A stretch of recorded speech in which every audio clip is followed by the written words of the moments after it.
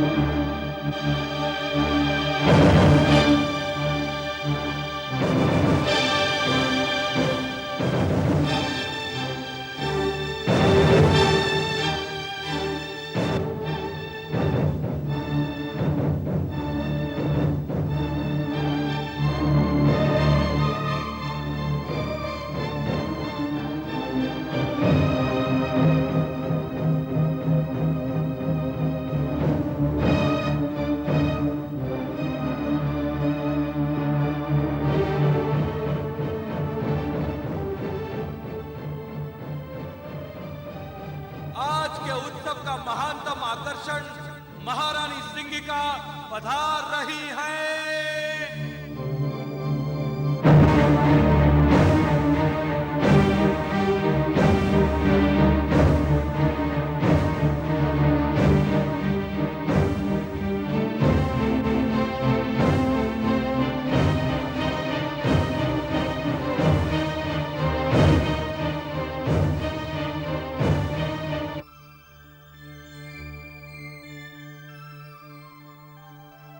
प्रणाम भ्राताश्री।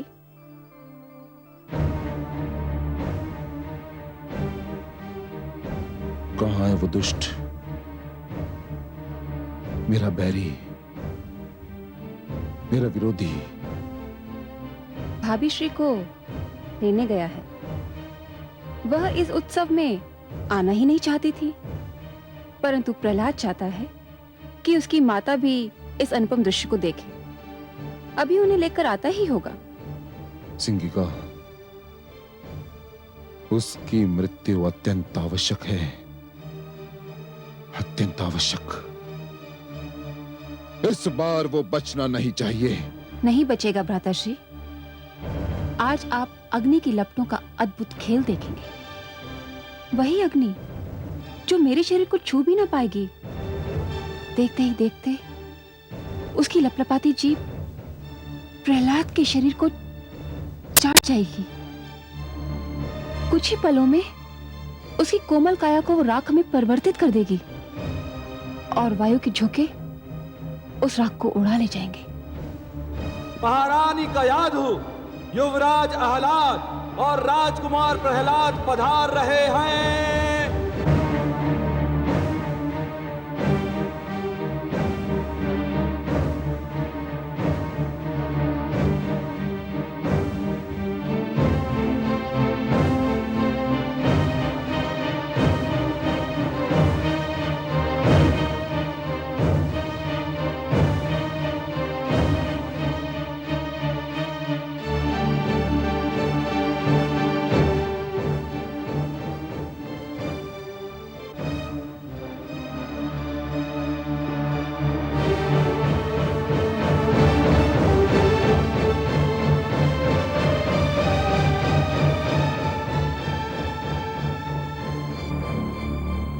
माते, मैं आपके चरण छूकर संसार के मातृत्व के चरण छू रहा हूँ। संसार की सारी माताएं पूज्य है। मुझे आशीर्वाद दीजिए माते। आयुष्मान भव पुत्र, आयुष्मान भव। चिरंजीवी भव पुत्र। चलो पुत्र।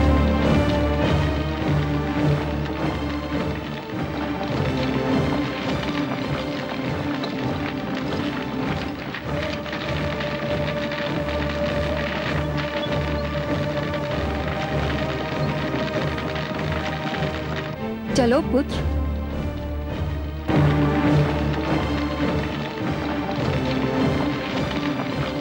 वो घड़ी आ ही गई पुत्र। जिसकी तुम बड़ी उत्सुकता से प्रतीक्षा कर रहे थे। मेरे भी जीवन की अनमोल घड़ी, तुम्हारे जीवन की अद्भुत घड़ी पुत्र। जो भी इस चमत्कार को देखेगा भूल नहीं पाएगा, और जो भी इस चमत्कार की चर्चा सुनेगा सिहर उठेगा। रहते महाप्रलय तक आज की इस प्रदर्शनी की चर्चा रहेगी। चलो पुत्र।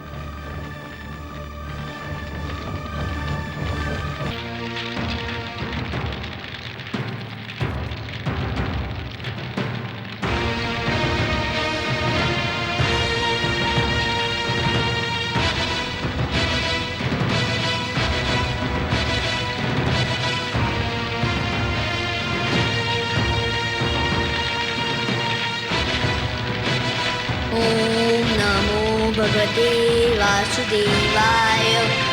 ओम नमो भगवते वासुदेवाय। ओम नमो भगवते वासुदेवाय।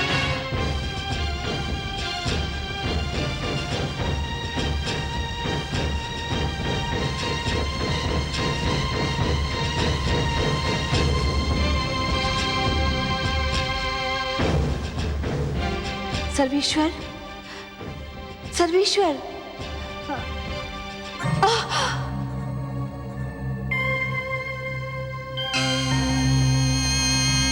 नारायण नारायण।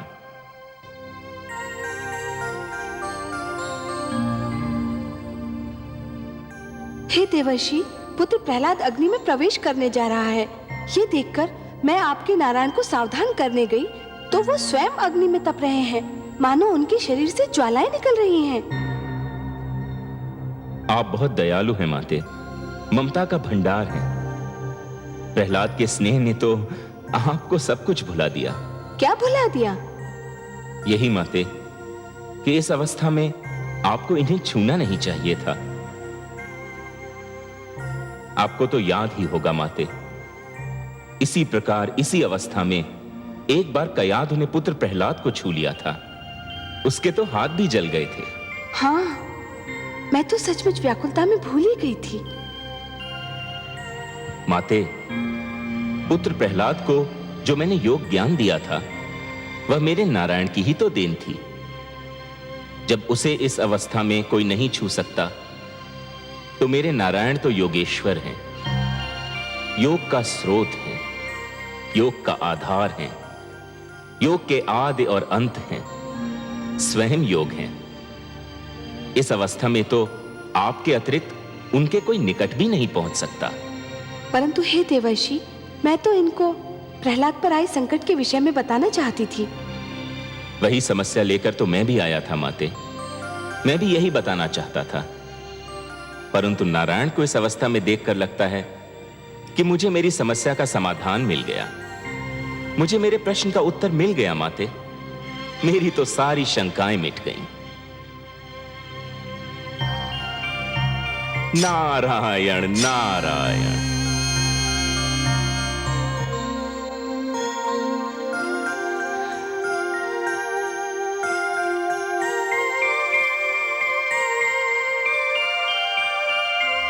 ओम नमो भगवते वासुदेवाय।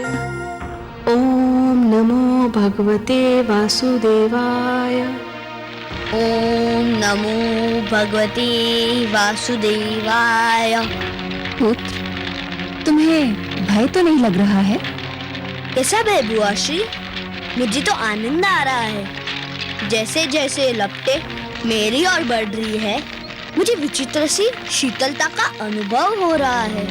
लग रहा है जैसे शीतल जल की लहरें मेरे शरीर को छू रही हो। ओम नमो भगवते वासुदेवाय। ओम नमो भगवते वासुदेवाय। ओम नमो भगवते वासुदेवाय। ओम नमो भगवते वासुदेवाय। ओम नमो भगवते वासुदेवाय। ओम नमो भगवते वासुदेवाय। ओम नमो भगवते वासुदेवाय। ओम नमो भगवते वासुदेवाय। नहीं, बचाओ! बचाओ! मैं जल रही हूँ, बचाओ मुझे! बचाओ!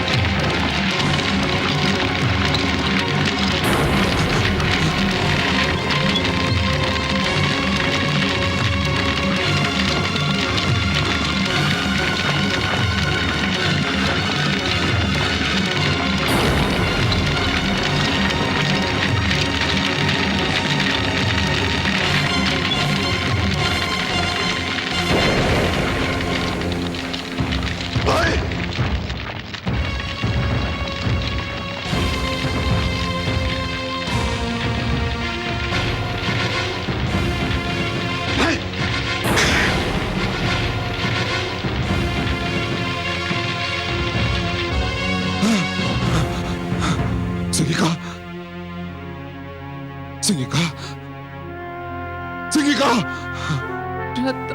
श्री प्रहलाद के विष्णु ने मुझे भस्म कर दिया। किंतु ये कैसे हुआ? तुम्हें तो अग्निदेव ने वरदान दिया था, ये कैसे हो गया? प्रहलाद की मायावी शक्तियों ने अग्निदेव के वरदान को मात दे दी। किसके मंत्र की शक्ति के आगे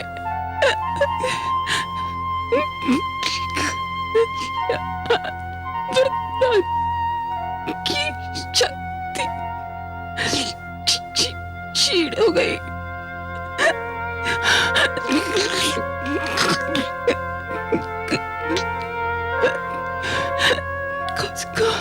उसका जीवित नहीं छोड़िएगा, जीवित नहीं छोड़िएगा माताश्री।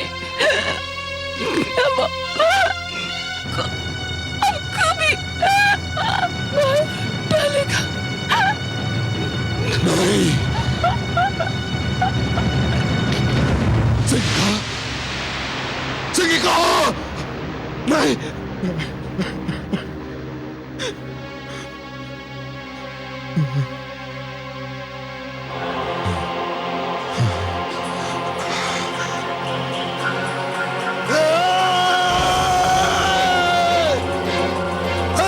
विष्णु, मेरे पैरी, तूने आज अपने पैर की शक्ति दिखा दी, किंतु अब तू मेरी शक्ति देखना। तूने मेरे भ्राताश्री हिरण्याक्ष का वध किया, मेरी बहन सिंगिका को जलाकर राख किया। मैं तुझे कदापि क्षमा नहीं करूंगा जब तक मैं तेरा सर्वनाश नहीं करूंगा, चैन की एक श्वास भी नहीं लूंगा। अब तू मेरे क्रोध के प्रकोप से बच नहीं सकता। सुना तूने?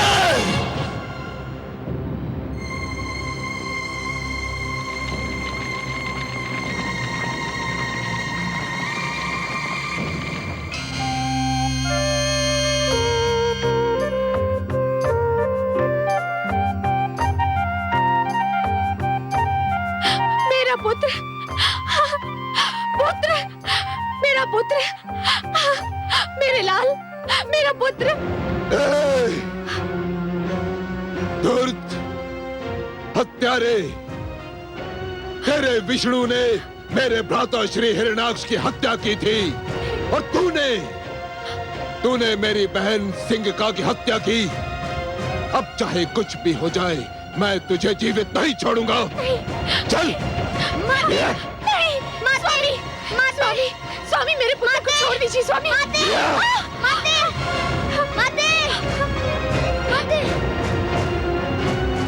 मेरा पुत्र, मेरा पुत्र।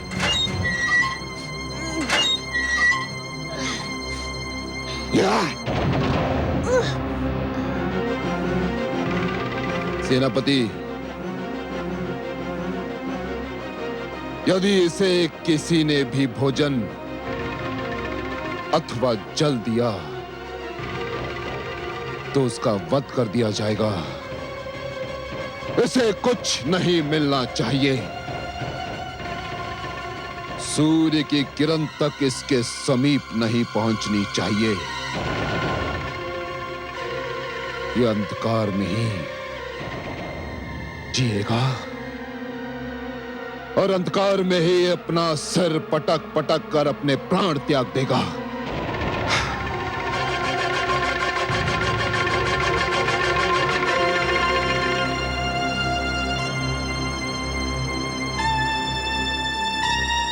दुष्ट प्रहलाद ने तुम्हारी माता श्री, मेरी प्रियतमा, मेरी जीवन संगनी सिंगिका की हत्या कर दी। मेरा मन ये मानने को तैयार नहीं पिताश्री। क्यों? क्या तुमने अपनी आंखों से उन्हें विवशता से तड़प तड़प कर जलते और मरते नहीं देखा? देखा था पिताश्री, देखा था, परंतु अग्नि में तो उन्होंने पहले भी प्रवेश किया था और आप ही कहते थे कि उन्हें कभी तनिक सी भी क्षति न पहुंची थी। फिर इस बार अग्निदेव का दिया हुआ वरदान असफल क्यों हो गया पिताश्री? इसलिए कि इस बार वो अकेली नहीं थी, प्रहलाद भी था उसके साथ। प्रहलाद के पास मायावी शक्तियां हैं। वो सिंगिका का वध करना चाहता था। उसने अपनी मायावी शक्तियों से उसका वध कर दिया। वो हत्यारा हमारे समस्त कुल का बैरी है। यदि ऐसा होता पिताश्री, तो वो मेरा जीवन क्यों बचाता? मुझे तो नाग ने डस लिया था। उस समय तो प्रहलाद मेरे निकट भी नहीं था। वो हमारे कुल का बैरी होता पिताश्री, तो मेरे मृत शरीर के पास आता ही क्यों? परंतु वह आया। उसने अपने विष्णु से मेरे जीवन की भिक्षा मांगी और मैं फिर से जीवित हो गया पिताश्री, फिर से जीवित हो गया। उसने तुम्हें सम्मोहित कर दिया है। तुम्हारे मस्तिष्क पर उसने नियंत्रण पा लिया है। तुम वही सोचोगे जो वो चाहता है कि तुम सोचो, तुम वही करोगे जो वो चाहता है कि तुम करो। यह भी उसकी मायावी शक्ति का प्रभाव है। परंतु अपनी प्रियतमा, अपनी पत्नी सिंगिका की सौगंध, तुम्हारी तर्कसंगत बातें भी मुझे उससे सिंगिका के वध का प्रतिशोध लेने से नहीं रोक सकती। मैं अपनी मायावी शक्ति से उसकी मायावी शक्ति को चकनाचूर कर दूंगा। वो मूर्ख नहीं जानता कि कामरूप नरेश विप्रचिति कौन है, क्या है।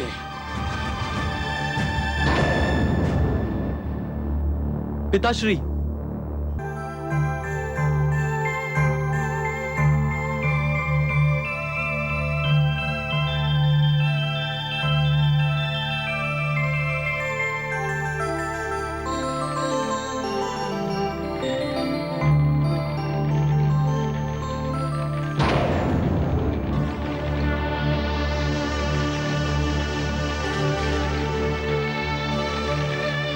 फुवाश्री,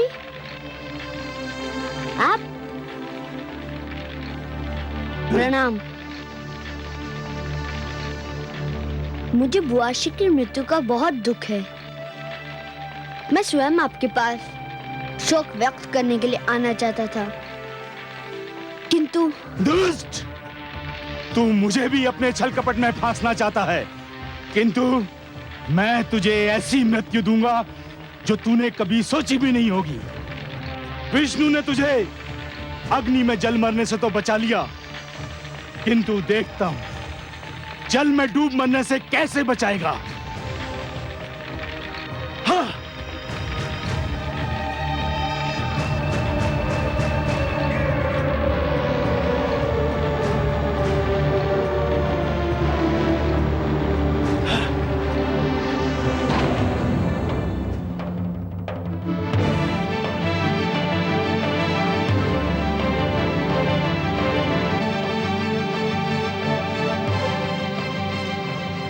दुष्ट, तेरे तो नेत्र बंद हैं। तू तो अपना दुखद अंत देख भी नहीं पाएगा।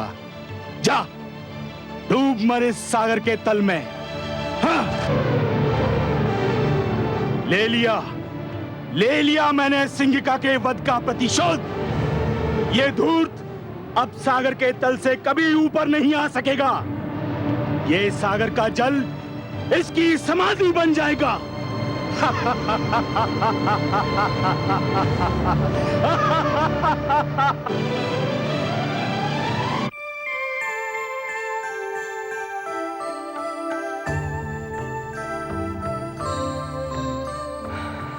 क्या हुआ कमल नयन? आपका पुत्र प्रहलाद ननिहाल की यात्रा पर निकला है महादेवी। ननिहाल की यात्रा? कहाँ? आप भूल गई महादेवी, इस बार आपने सागर पुत्री के रूप में जन्म लिया है, तो सागर आपके पिता हुए और उनका घर प्रहलाद का ननिहाल ही तो हुआ। विप्रचित्ती प्रहलाद को सागर में फेंकने निकला है। पिताश्री नहीं जानते कि प्रहलाद को मैंने अपना पुत्र माना है। कुछ अनर्थ ना हो जाए, उसकी रक्षा कीजिए प्रभु। जैसी आपकी इच्छा।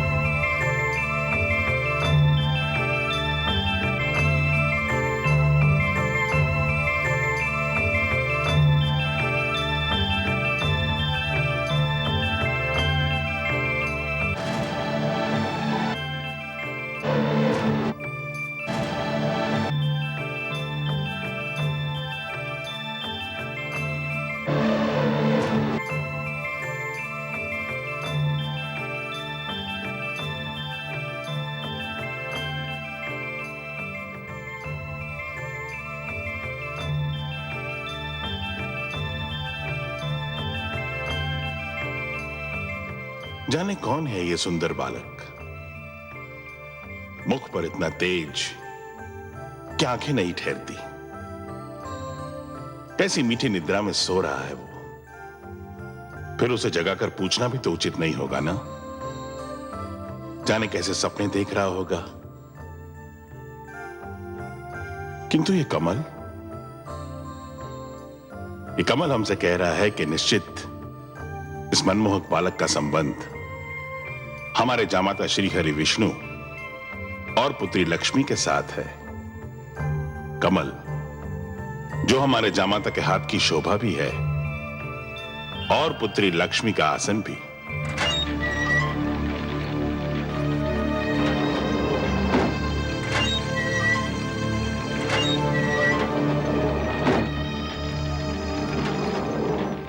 राजकुमार, प्रहरियों, शीघ्र इधर आओ।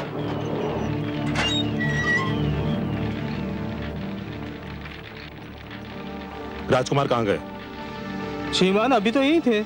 किसी ने कारागार का द्वार खोला था? नहीं श्रीमान, जब से भगवान हिरण्यकश्यप ने राजकुमार को यहाँ बंदी बनाया है, तब से द्वार खोला ही नहीं। जाने क्या रहस्य है। मुझे तुरंत भगवान को इसकी सूचना देनी होगी।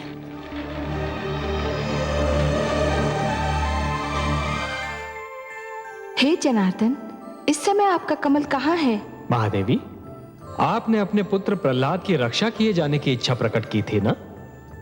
मैंने अपने कमल को उसकी शैया बना दिया। आपका पुत्र चैन से सो रहा है। मेरा पुत्र सकुशल तो है ना? महादेवी, जो सकुशल नहीं होते वो इतनी गहरी और मीठी नींद कहां सो पाते हैं?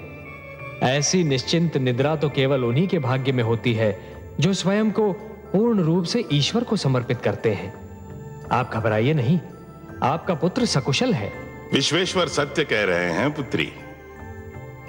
प्रणाम पिताश्री। प्रणाम है सागर देवता। प्रणाम। मैं आपका स्वागत करता हूं। कमल को शैया बना देखकर ही मुझे अनुमान हो गया था कि उस पर सोए हुए बालक का संबंध अवश्य मेरे जामाता और पुत्री से होगा। बहुत गहरा संबंध है पिताश्री। प्रहलाद इनका भक्त है और मैंने उसे अपना पुत्र मान लिया है। तभी तो मैं सोच रहा था कि इतनी छोटी सी आयु में उसके मुख पर इतना तेज, इतना प्रताप कहां से आया। अब ज्ञात हुआ कि ये उसकी भक्ति भावना और तुम्हारे प्रेम का चमत्कार है। वो इस समय कहाँ है पिताश्री? अपने ननिहाल में है, नानी नाना के पास आया है। समस्त सागर संसार उसके अतिथि सत्कार में जुटा हुआ है।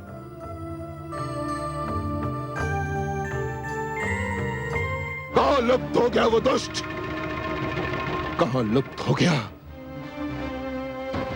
सिंगिका सत्य कहती थी कि उस धूर्त ने मायावी शक्तियां प्राप्त कर ली हैं और जिनका प्रयोग वो मेरे विरुद्ध करना चाहता है, भगवान हिरण्यकशिपु के विरुद्ध। जाओ, ढूंढो उसे, हर ओर ढूंढो, हर स्थान पर ढूंढो, और यदि वो मिल जाए तो उसे पकड़कर, जकड़कर, घसीटकर मेरे पास लाओ। नहीं तो ये जान लो कि यदि असफल हुए तो निर्जीव हो जाओगे। जाओ, ढूंढो उसे। नहीं सर्वशक्तिमान, ये बेचारे अब प्रहलाद को नहीं ढूंढ पाएंगे। क्यों नहीं ढूंढ पाएंगे? क्योंकि मैंने उसे सागर के गर्भ में फेंक दिया है और अब तक वो वहां से वो भूखी मछलियों के पेट में पहुंच चुका होगा। अर्थात कि तुम उसे कारागार से निकाल ले गए थे? हाँ, मैं ले गया था। उसने मेरी जीवन संगनी को जलाकर भस्म कर दिया था और मैंने उसे सागर के जल में डुबोकर मार दिया। हत्यारे, दुष्ट, तेरे हाथ मेरे पुत्र के रक्त से रंगे हुए हैं। तुमने हर जतन करके देख लिया। जब तुम मेरे पुत्र का कुछ नहीं बिगाड़ पाए तो तुमने कायरों की भांति उस पर उस समय वार किया जबकि वो सो रहा था। तुमने मेरे पुत्र की हत्या की है। मैं तुम्हें कभी क्षमा नहीं करूंगी। हत्यारे हो तुम, हत्यारे हो तुम लोग, हत्यारे हो।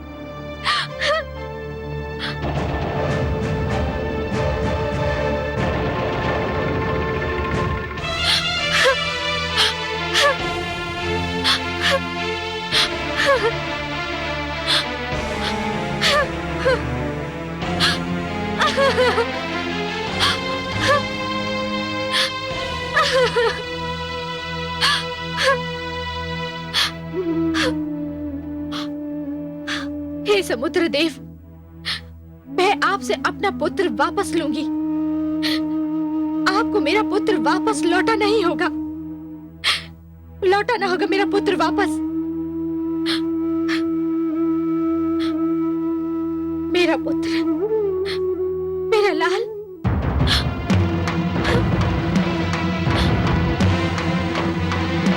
मेरा पुत्र, मेरा लाल। हाय मेरा पुत्र, मेरा पुत्र, हाय मेरा पुत्र, मेरा पुत्र, मेरा लाल, हाय मेरा पुत्र, मेरे लाल, मेरा पुत्र। हे सागर देव, आप विशाल है, आपका हृदय विशाल है। संसार कहता है कि आप इतने उदार हैं कि आपको कुछ भी भेंट किया जाए तो आप उसका स्वीकार करके उसे लौटा देते हैं। हे सागर देव, दानवराज कामरूप नरेश विप्रचित्ती ने मेरे पुत्र प्रहलाद को बलि के रूप में आपकी गोद में फेंक दिया है। एक दुखियारी माँ की पुकार सुन लीजिए सागर देव। मेरे पुत्र प्रहलाद को आपकी गोद से निकालकर मेरी गोद में डाल दीजिए। एक माँ की गोद सुनी है सागर देव। एक माँ अपने पुत्र के जीवन की भीख मांग रही है। हे सागर देव, मुझे मेरा पुत्र लौटा दीजिए। मुझे मेरा पुत्र लौटा दीजिए। मुझे मेरा पुत्र लौटा दीजिए।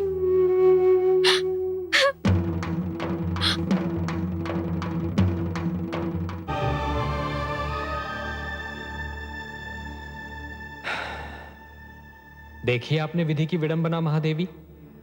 पुत्र अपने ननिहाल में चैन की नींद सो रहा है और अनजान माता समुद्र की लहरों से उलझ रही है। ममता इसी का तो नाम है कमल नयन। पुत्र भले कितना ही सुखी हो, परंतु यदि माता की आंखों से ओझल हो तो माँ को पल भर भी चैन नहीं पड़ता। वो तो पुत्र का मुख देखकर ही जीती है। बेचारी कयाधु, उसे तो ये भी पता नहीं कि उसका पुत्र कहाँ है, क्या कर रहा है। मुझे तो भय है कि कयाधु कहीं पुत्र वियोग में पागल होकर डूबकर अपने प्राण न दे दे। हाँ महादेवी, वो तो सागर में आगे आगे बढ़ती जा रही है। आपको उसके प्राणों की रक्षा करनी होगी कमल नयन। महादेवी, सागर तो आपका मायका है, मेरी तो ससुराल है, और ससुराल में अपने अधिकारों और शक्तियों का प्रयोग मुझे अच्छा नहीं लगता देवी। देखिए, पिता के घर पर तो पुत्री का अधिकार होता है, इसलिए वहां हस्तक्षेप का कष्ट तो आप ही को करना होगा देवी। आपकी यही इच्छा है तो जाती हूं मैं। कयाधु को यूं डूबकर मरने नहीं दूंगी मैं, वो भी वहां सागर में जो मेरा मायका है।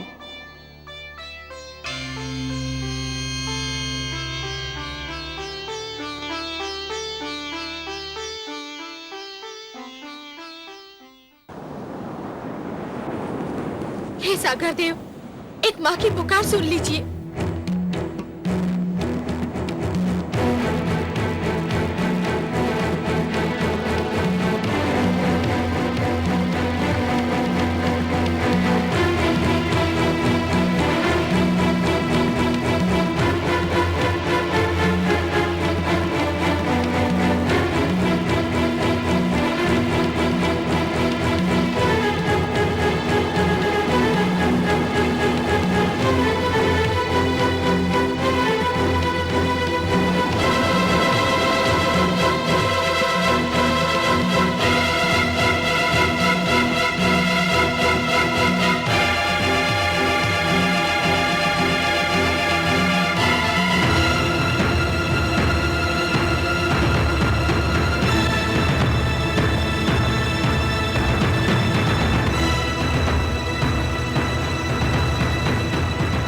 भगवान सर्वशक्तिमान, अनर्थ हो गया है। क्या हुआ? महारानी कयाधु राजभवन छोड़कर चली गई हैं। क्या? राजभवन छोड़कर चली गई? कहां चली गई? पुत्र वियोग में व्याकुल होकर वो सागर की ओर गई है, जहां कामरूप नरेश ने राजकुमार को डुबो दिया था। महाराज, महारानी कहीं जल समाधि ना ले लें। ये माता और पुत्र मिलकर मुझे पागल कर देंगे। पागल कर देंगे दोनों मिलकर। जाओ, रोको उन्हें। वो मेरे रोके नहीं रुकेंगी, केवल आप ही उन्हें रोक सकते हैं, और आपको उनको रोकना ही चाहिए, नहीं तो ये संसार क्या कहेगा महाराज। ठीक है, तुम मेरे साथ चलो और कुछ सैनिक भी ले लो।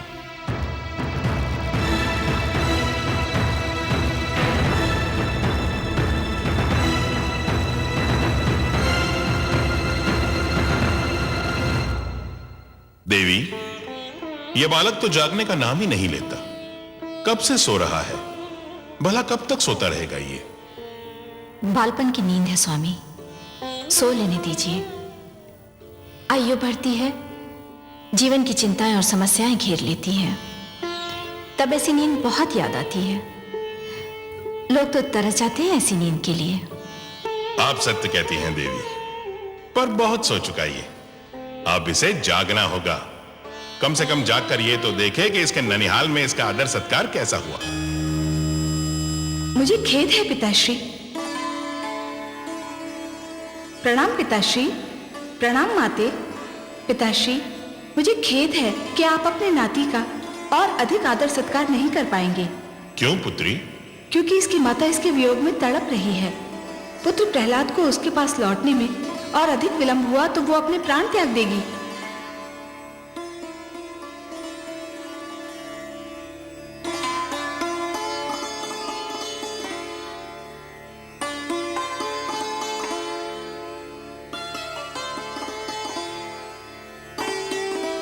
कितना मनमोहक है मेरा पुत्र।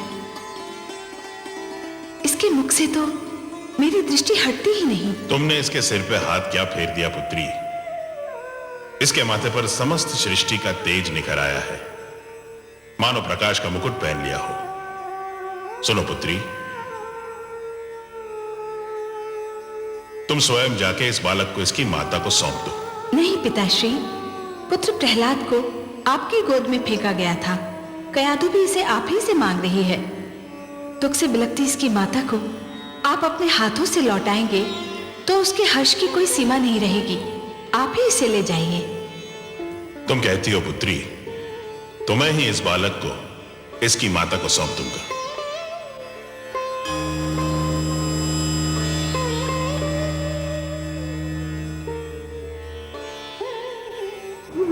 हे सागर देव, लगता है आपने अपनी सारी परंपरा को छोड़कर मेरे पुत्र की बलि स्वीकार कर ली है। मेरे लिए मेरे पुत्र के बिना जीवित रहना व्यर्थ है। आपको मेरी बलि भी स्वीकार करनी होगी। ठहरो पुत्री, तुम सत्य कहती थी, मैं भेंट नहीं स्वीकार करता।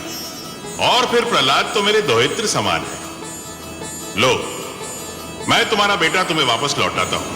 धन्य है आप धन्य है सागर देव। आपने मुझे मेरा पुत्र लौटाकर एक ममता की मारी माँ पर बड़ा उपकार किया है। मैं कैसे आपको धन्यवाद दूं? इसकी कोई आवश्यकता नहीं है पुत्री। एक माता को अपना पुत्र वापस लौटाना उस पर उपकार नहीं होता। यह तो हमारा धर्म है। हाँ, एक माता से उसका पुत्र छीन लेना अवश्य ये जघन्य अपराध है।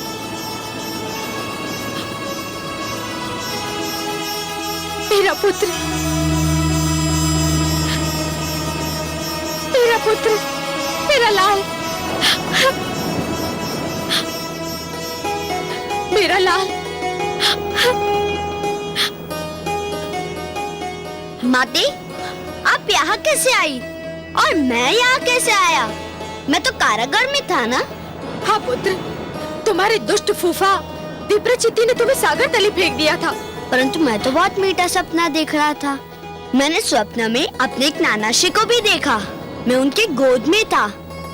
मैंने माता महादेवी लक्ष्मी को भी अपने पास देखा।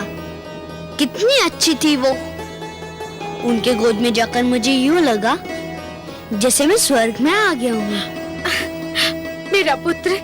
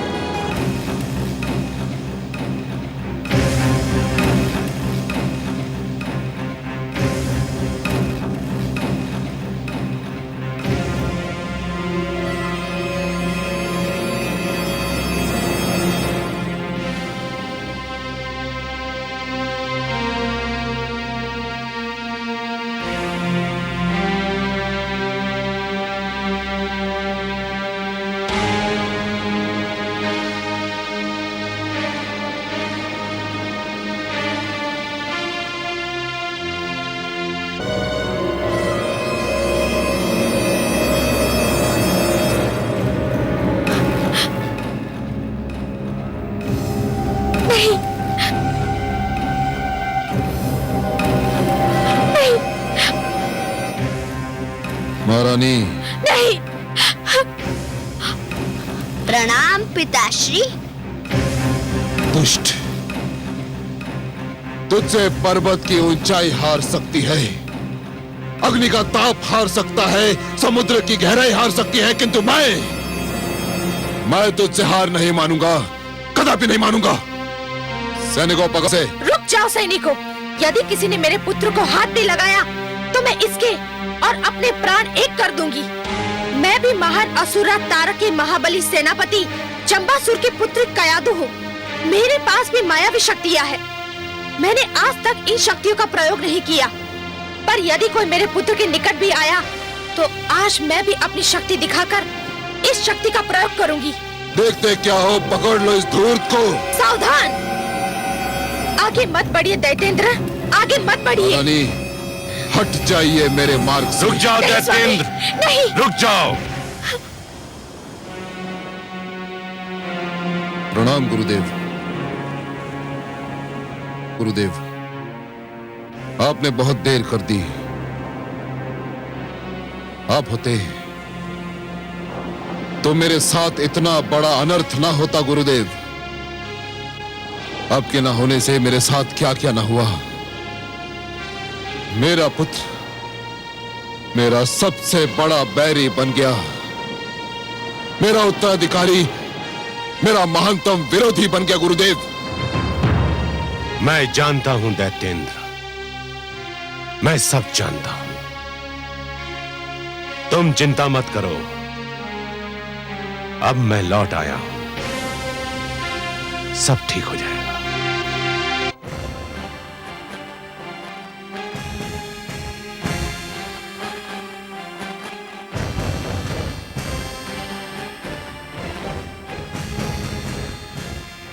प्रणाम दैत्य गुरु। यशस्वी भव। प्रणाम भ्राताश्री। दुष्ट प्रहलाद का अंत हो गया भ्राताश्री, साथ ही आपकी चिंताओं और समस्याओं का भी अंत हो गया। ना तो दुष्ट प्रहलाद का अंत हुआ, ना ही मेरी चिंताओं और समस्याओं का। वो पापी फिर बच निकला विप्रचित्ती, फिर बच निकला। तुमने जिस सागर में उसे फेंका था उसमें मेरी उमंगें डूब गईं, मेरी इच्छाएं डूब गईं, मेरी सारी योजनाएं डूब गईं। बस नहीं डूबा तो वो दुष्ट प्रहलाद उतर गया और एक बार फिर मैं मुंह ताकता रह गया। मैं भगवान हिरण्यकशिपु। धैर्य से काम लो दैतेंद्र, इतना हताश होने की क्या आवश्यकता है। कैसे हताश ना हूं मैं गुरुदेव, कैसे हताश ना हूं। मैंने उस पर खड़क की बौछार करवाई, उसे ऊंचे पर्वत से नीचे फिकवाया, मैंने उसे विष दिलवाया, उसे अग्नि में जलवाया। और अब जब विप्रचित्ती ने उसे मारना चाहा, परंतु वो दुष्ट ऐसे कठोर प्राण लेकर जन्मा है कि मरने का नाम ही नहीं लेता। मैं कहां तक धैर्य रखूं गुरुदेव, कहां तक धैर्य रखूं। यह सब इसलिए हुआ था कि मैं यहां नहीं था। संभवतः मैंने तब पर जाकर भूल की थी, परंतु अब मैं लौट आया हूं। अब प्रहलाद को मेरे हाथों में सौंप दो, मैं उसे संभाल लूंगा। भ्राता मर्ग, पिताश्री तो बहुत रुष्ट हैं। यह सब राजकुमार प्रहलाद का किया धरा है भ्राताशण। उन्हीं के कारण हमें यह फटकार सुननी पड़ रही है। और पिताश्री का क्रोध तो तुम जानते ही हो, एक बार चढ़ जाए तो उतरने का नाम ही नहीं लेता है। मेरे मन को पिताश्री का क्रोध शांत करने का एक उपाय सूझा है। क्या? देखो भ्राता मर्ग, यदि हम राजकुमार प्रहलाद को गुरुकुल लाने से पहले मार्ग में हाथी के पैरों तले कुचलवा डालें, तो पिताश्री को बहुत प्रसन्नता होगी और उनका क्रोध भी शांत हो जाएगा। वैसे मैंने इसका प्रबंध भी कर लिया है। तुम भी विचित्र बात करते हो भ्राताशण। अरे पहले महारानी कयाधु को उसे हमारे साथ गुरुकुल ले जाने की अनुमति तो दे लेने दो। अकारण अंधकार में बाण फेंके जा रहे हो। चलो अब।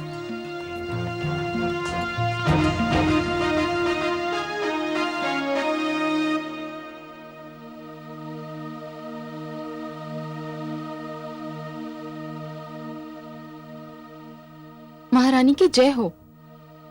असुरों के गुरुकुल से गुरुजन शरण और अमरकाप से मिलने आए हैं। षंड और अमर्क अब वे यहाँ किस लिए आए हैं? वे कहते हैं कि उनका आपसे मिलना आवश्यक है।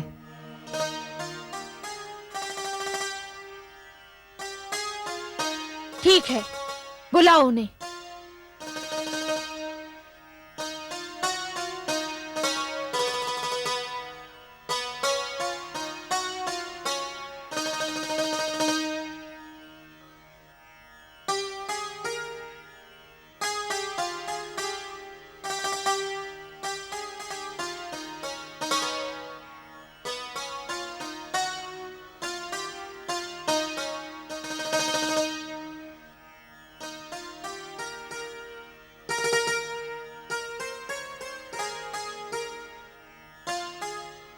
प्रणाम महारानी।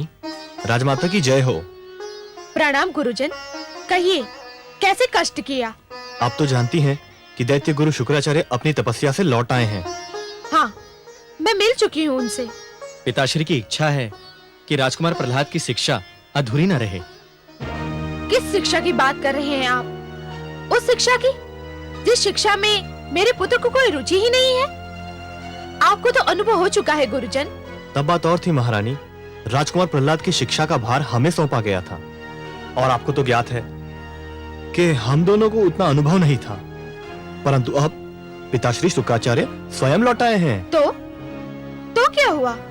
क्या अंतर आएगा उनके आने से? पिताश्री की शिक्षा देने का ढंग बहुत अनुपम है महारानी। वे स्वयं शिक्षा देंगे तो संभव है राजकुमार प्रहलाद कुछ संभल जाए और भगवान हिरण्यकश्यप का क्रोध भी कुछ कम हो जाए।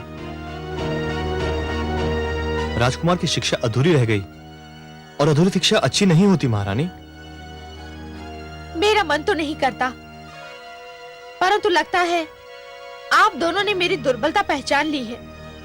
मैं अपने पुत्र को पूर्णतया शिक्षित देखना चाहती हूँ। तो फिर देर काहे की? बुलाइए उन्हें।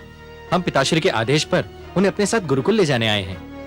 पर मेरे पुत्र की सुरक्षा का क्या होगा? वो पिताश्री की रक्षा में रहेंगे और फिर हम भी तो हैं। आप तो जानती हैं कि वे जब तक हमारे साथ गुरुकुल में थे हमने उन्हें कोई कष्ट नहीं होने दिया।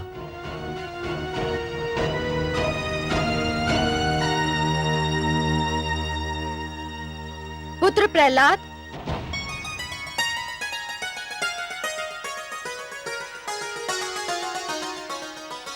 प्रणाम गुरुजन। आयुष्मान भव शिष्य, तेजस्वी भव शिष्य।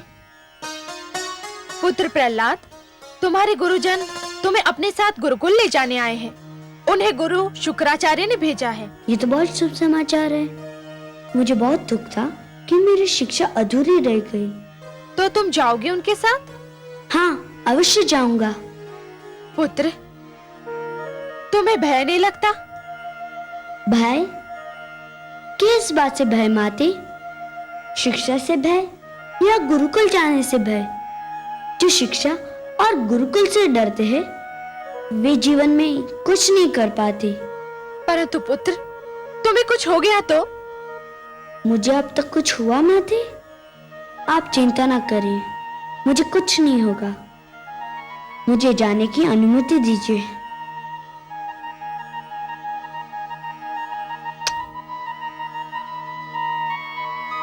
आयुष्मान भव पुत्र। चलिए गुरुजन, मैं गुरुकुल जाने के लिए बहुत व्याकुल हूँ।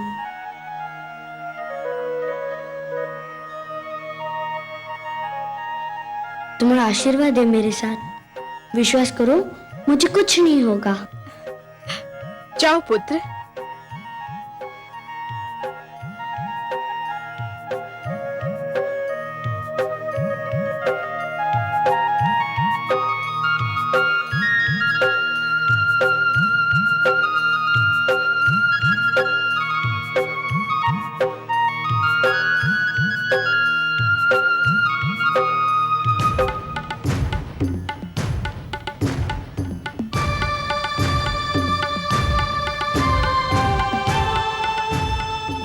प्रणाम गुरुवर। क्या समाचार लाए हो सेनापति? शुभ समाचार है दैत्य गुरु। महारानी कयाधु ने राजकुमार प्रहलाद को गुरुकुल जाने की अनुमति दे दी है। राजकुमार गुरुजन षंड और अमर्क के साथ गुरुकुल की ओर प्रस्थान कर चुके हैं। शुभ समाचार, अत्यंत शुभ समाचार। मुझे भय था हिरण्यकश्यपु, कहीं महारानी कायाधु ममता की भावना के अधीन होकर प्रहलाद की राह ना रोक ले। पर दैत्येंद्र, यह तो आपके लिए अत्यंत शुभ समाचार है कि उन्होंने ऐसा नहीं किया। अब आप सब कुछ मेरे ऊपर छोड़ दीजिए। या तो मैं प्रहलाद को सीधी राह पर ले आऊंगा या सदा सदा के लिए आपकी राह से हटा दूंगा। मुझे शीघ्र से शीघ्र गुरुकुल पहुंचना चाहिए। मुझे विश्वास है जहां सब असफल हो गए वहां आप और केवल आप ही सफल हो सकते हैं गुरुदेव। किंतु गुरुदेव, मुझे तभी विश्वास होगा जब मैं उस दुष्ट प्रहलाद के मृत्यु का समाचार आपके मुख से सुनूंगा। मेरे गुरुकुल में जाने की देर है, समाचार आने में देर नहीं लगेगी।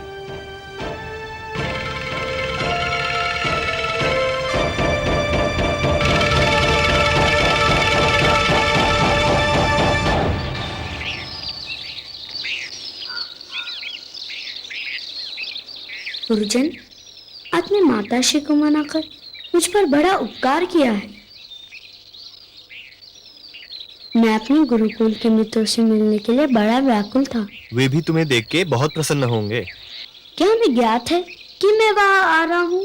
नहीं, हमने यह निर्णय लिया था कि अचानक तुम्हें उनके समक्ष ले जाकर उन्हें अचंभे में डाल देंगे। अरे, ये आवाज कैसी? हाँ, शिष्य प्रहलाद, तुम यही ठहरो, हम देख के आते हैं कि ये हाथी कहां से आ रहा है। आओ भ्राता मत। हाँ, यही ठहरना।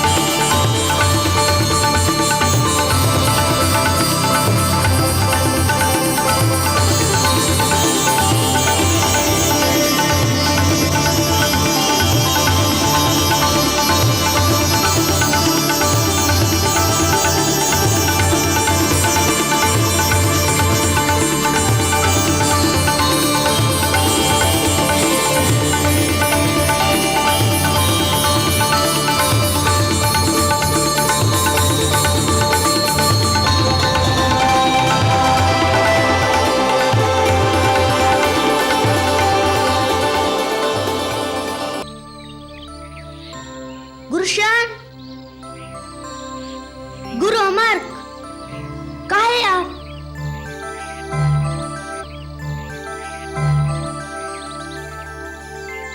कहाँ चले गए थे आप दोनों? हम कहीं नहीं, हम तो यही थे। हाँ। क्या आप हाथी से भयभीत हो गए थे? नहीं, हम क्यों भयभीत होंगे? क्यों भ्राताशन? है ना? बिल्कुल बिल्कुल। हाँ, हम तो नित दिन हाथियों के साथ में खेलते हैं, है ना? हाँ। परंतु गुरुजन, लगता है ये हाथी हमारे संग खेलने नहीं, कुछ और करने आया था। कुछ और? चलिए गुरुजन, गुरुकुल में हमारी प्रतीक्षा हो रही होगी। हाँ, चलो।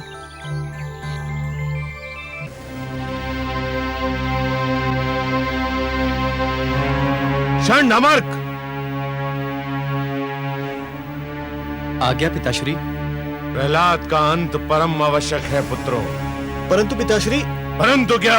परंतु पिताश्री, राजकुमार प्रहलाद को मारने के सारे उपाय असफल हो चुके हैं। वो इसलिए कि अब तक के सारे उपाय अज्ञानी और बुद्धिहीन असुरों ने किए थे, मेरा उपाय कदापि असफल नहीं होगा। जाओ, कृत्या जन्म की क्रिया का शुभारंभ करो। सुना नहीं तुमने मेरा आदेश? सुन लिया पिताश्री, परंतु कृत्या का जन्म केवल प्रहलाद के लिए नहीं, औरों के लिए भी घातक सिद्ध हो सकता है। पिताश्री, आप तो जानते ही हैं, यदि कृत्या प्रहलाद को न मार सकी तो उसे मार डालती है जो उसे बुलाता है। यह संभव है। इतनी विशाल काय और भयावह राक्षसी और एक छोटे से बालक को समाप्त ना कर सके, यह संभव ही नहीं। जाओ, विलंब ना करो। भोर होने से पहले ही प्रहलाद का अंत हो जाना चाहिए। मैं यहां साधना कर रहा हूं, प्रहलाद का अंत होते ही मुझे सूचित किया जाए। और स्मरण रहे, सूर्योदय से पहले यह कार्य हो जाना चाहिए। जो आज्ञा पिताश्री।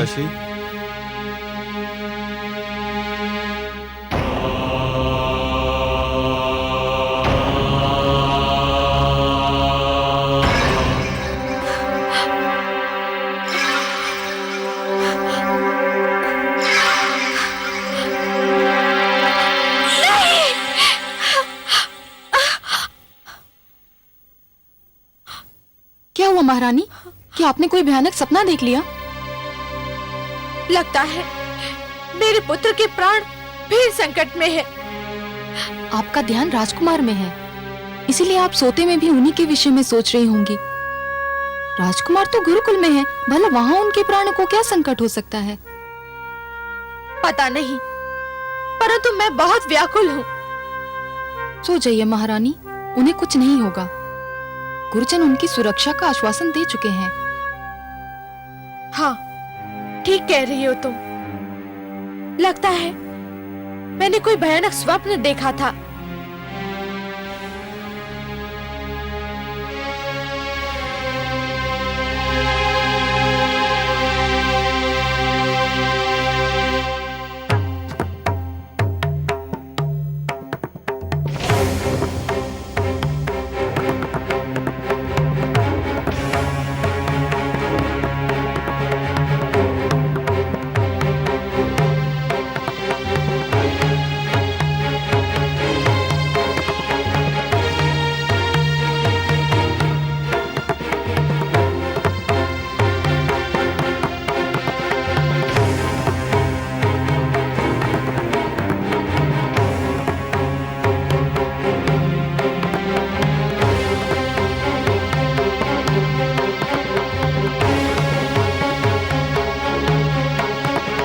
शिष्यों, तेल लेके आओ।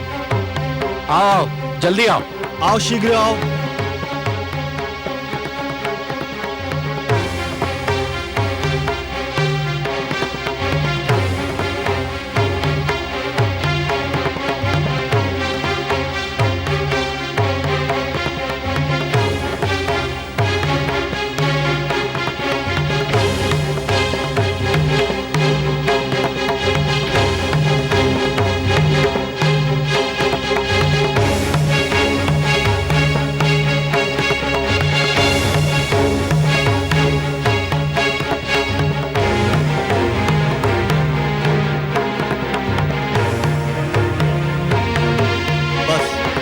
अब और अधिक तेल की आवश्यकता नहीं है।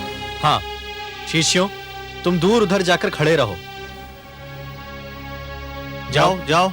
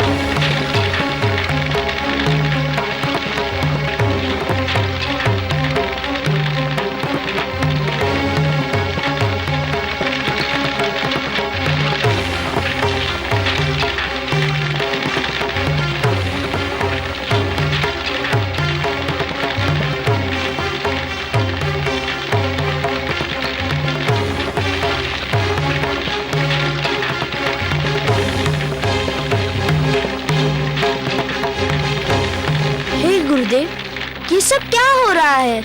एक अतिथि की प्रतीक्षा है, हम उसी के लिए भोजन बना रहे हैं। एक अतिथि के लिए इतना सारा भोजन? हाँ, बहुत विशाल काय है वह अतिथि, बहुत बड़ा पेट है उसका। उसका भोजन इसी तेल में तला जाएगा। जाओ शिष्य, तुम अपना स्थान ग्रहण करो।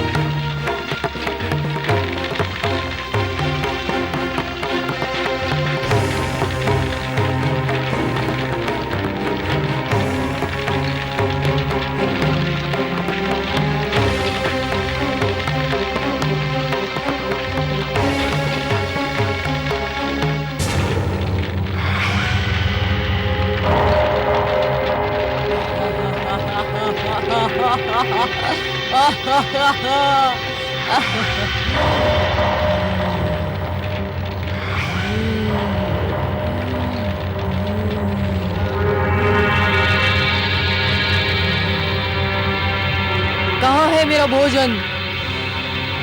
मेरा भोजन कहाँ है?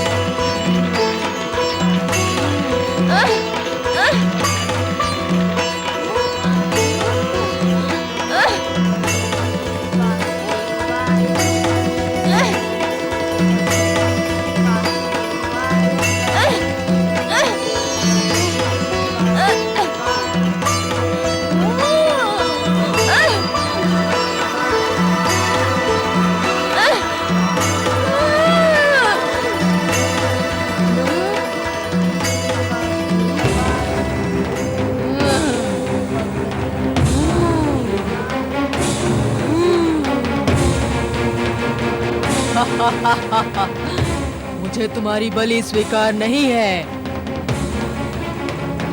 भागो, भागो भ्रातामर्ग, जिस घड़ी का भय था वो घड़ी आ गई। कृत्या प्रहलाद को मारने में असफल हो गई। अब वो हमें नहीं छोड़ेगी। हमने उसे बुलाया था। मारे गए हम तो। हम पर दया करो कृत्या। कृत्या हम पर दया करो। हम पर दया करो कृत्या। नहीं कृत्या, हमें माफ कर दो, माफ कर दो हमें। कृत्या, हम पर दया करो। नहीं नहीं नहीं, कृत्या पर दया करो। हम पर दया करो कृत्या। कृत्या हमें छोड़ दो हमें। हम पर दया करो कृत्या। नहीं, हम पर दया करो कृत्या। कृत्या हमें छोड़ दो।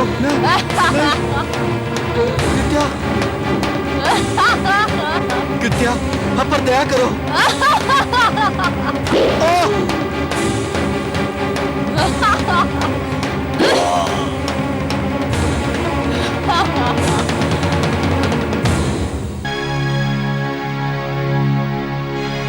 क्षण अमर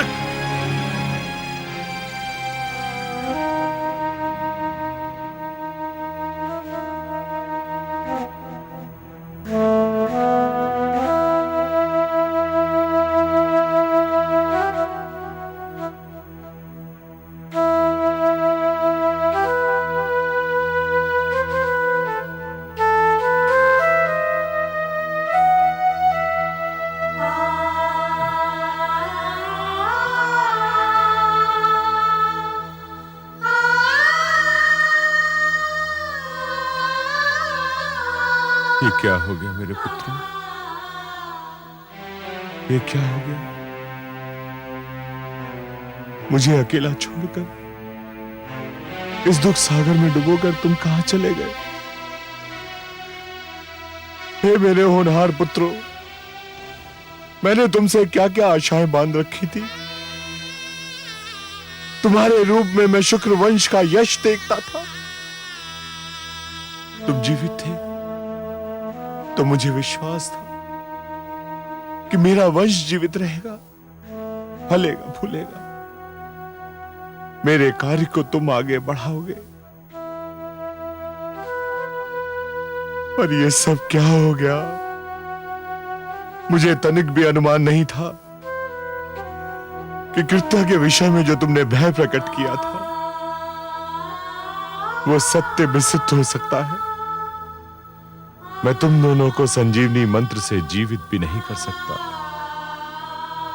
संजीवनी मंत्र तो केवल युद्ध में मारे गए, दुर्घटना में आहत और महारोग से ग्रसित को ही जीवित कर सकता है।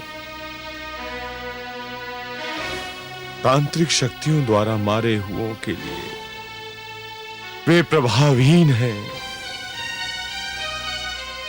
मैं विष्णु भक्तों का वंश मिटाना चाहता था, परंतु इस दुष्ट बालक ने मुझे कहीं का ना रखा। मेरी विद्या मेरे किसी काम ना आई। मेरी विद्या मेरे किसी काम ना आई।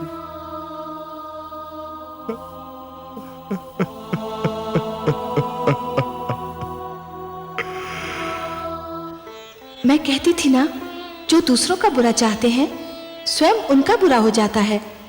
मेरे पुत्र को मारने चले थे दैत्य गुरु। एक क्षण को भी ये ध्यान नहीं आया कि वो भी किसी माँ का पुत्र है। अब अपने पुत्र मारे गए तो कैसा विलाप कर रहे हैं दैत्य गुरु। सिंगिका की भांति दैत्य गुरु भी अपने दुख को केवल दुख समझते हैं।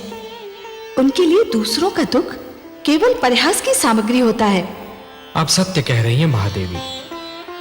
इसलिए मैं बार बार यही कहता हूं कि कभी किसी को किसी का बुरा नहीं सोचना चाहिए, क्योंकि जो भी व्यक्ति किसी और का बुरा सोचता है अंत में उसका भी बुरा हो ही जाता है। दैत्य गुरु को अपने तंत्र मंत्र पे बड़ा विश्वास था। समझ रहे थे कि उनके तंत्र मंत्र से बड़ी कोई शक्ति है ही नहीं। यह उनका भ्रम है महादेवी, उनका भ्रम है। जो भी व्यक्ति ये समझते हैं कि यह तंत्र मंत्र, ये सर्वनाश और अंधकार की शक्तियां केवल किसी और को ही क्षति पहुंचा सकती हैं, तो वो उनका भ्रम है। सत्य तो यह है महादेवी कि जो ईश्वर के सच्चे भक्त होते हैं, जो स्वयं ईश्वर पर संपूर्ण विश्वास करते हैं, ये तंत्र मंत्र की शक्तियां उनका बाल भी नहीं बांका कर सकती। हे महादेवी, जिस प्रकार द्वेष और घृणा का मारा व्यक्ति पड़ोसी के घर को जलते हुए देख ये भूल जाता है कि उसी अग्नि की लपटें स्वयं उसका घर भी जला सकती हैं, उसी प्रकार जो व्यक्ति तंत्र मंत्र में विश्वास करता है वो ये भूल जाता है कि यही तंत्र मंत्र की शक्तियां स्वयं उसका भी सर्वनाश कर सकती हैं। सत्य है सर्वेश्वर, आप जो कह रहे हैं उसका एक एक अक्षर सत्य है। देखिए तो महादेवी, कोई भला सोच भी सकता है कि इतने महान दैत्य गुरु शुक्राचार्य अपने पुत्रों की मृत्यु पर इस प्रकार विलाप करते हुए दिखाई देंगे? गुरुदेव, क्या आप वास्तव में मेरे गुरुजन शन और अमर की मृत्यु का उत्तरदायी मुझे समझते हैं? तुम्हें नहीं समझूं तो किसे समझूं? परंतु गुरुदेव, क्या ये उचित है? उचित हो या अनुचित, पर सत्य यही है कि तुम्हारे ही कारण मेरे पुत्रों के प्राण गए, तुम्हारे ही कारण मेरी प्रतिष्ठा पर प्रश्न चिन्ह लग गया, तुम्हारे ही कारण समस्त असुर लोक का अस्तित्व संकट में पड़ गया। मेरे पुत्रों को जीवित रहना था, वे मर गए। तुम्हें मर जाना था, तुम बच गए। गुरुदेव, यदि आप ये जानते हैं कि मैं बच गया, तो आप ये भी भली भांति जानते हैं कि मैं कैसे बच गया, किसने बचा लिया मुझे। तो आप ही कहिए, जिसने मुझे बचाया वे ईश्वर है या वे जो मुझे बार बार मारने का प्रयत्न कर रहे हैं, वो असफल होते जा रहे हैं। वो मेरे पिताश्री हिरण्यकश्यपु हैं। चुप रहो। नहीं चुप रहूंगा गुरुदेव। आज आपको बताना ही होगा कि आप अपने मन से मेरे पिताश्री को ईश्वर मानते हैं। इससे क्या अंतर पड़ता है? अंतर पड़ता है गुरुदेव। किसी को मन से ईश्वर मानना एक बात है और किसी को भय या स्वार्थ के कारण ईश्वर मानना दूसरी बात। मैं जानता हूँ कि मेरे गुरुजन शन और अमर मेरे पिताश्री को भय के कारण ईश्वर मानते थे और आप उन्हें स्वार्थ के कारण ईश्वर कहते हैं। मैं गुरु हूँ और गुरु का धर्म है शिक्षा देना। गुरु अपने शिक्षकों को वही पाठ पढ़ाता है जो उसे पढ़ाने के लिए कहा जाता है। क्या गुरु का धर्म ये देखना नहीं कि उसे जो पाठ पढ़ाने के लिए कहा जा रहा है वह उचित भी है नहीं? इस समय तू बड़े बोल इसलिए बोल रहा है कि तेरी विजय हुई है और मेरी पराजय। तू प्रसन्न है और मैं दुखी। तुझे प्रसन्नता है कि मेरे दोनों पुत्रों और तेरे गुरुजन मृत्यु को प्राप्त हुए। जो शिष्य अपने गुरु की मृत्यु का हर्ष मनाए उसके जीवन को धिक्कार है। केवल मैं जानता हूँ गुरुदेव कि मैं अपने गुरुजन शंडर आमक से कितना प्रेम करता था। केवल मैं जानता हूँ कि उनके मृतक शरीर को देखकर मेरे मन पर क्या बीत रही है। जिस समय वो दुष्ट राक्षसी मेरे गुरुजन का वध कर रही थी, मेरा वश चलता तो मैं उसके खड़क के आगे अपना सिर कर देता। बंद करो ये अभिनय। ये अभिनय नहीं गुरुदेव, ये मेरे दुखी मन की पुकार है।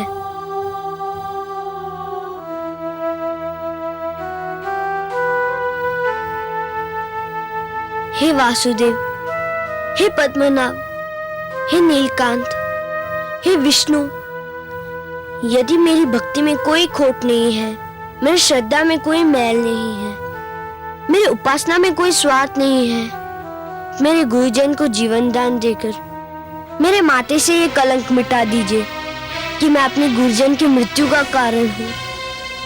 उनके जीवन का अंत इसलिए हुआ कि आपको मेरा जीवन बचाना था। ये आपसे मेरी अंतिम प्रार्थना है। इसके उपरांत मैं आपसे कुछ नहीं मांगूंगा।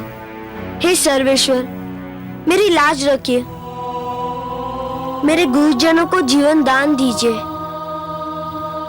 मेरे गुरुजनों को जीवन दान दीजिए।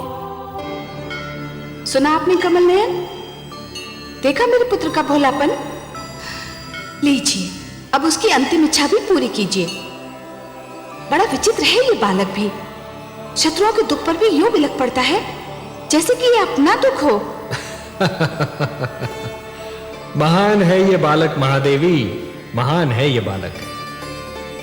जब ये हंसता है तो सारा संसार इसके साथ हंसता है, पर जब ये रोता है तो अकेला ही रोता है।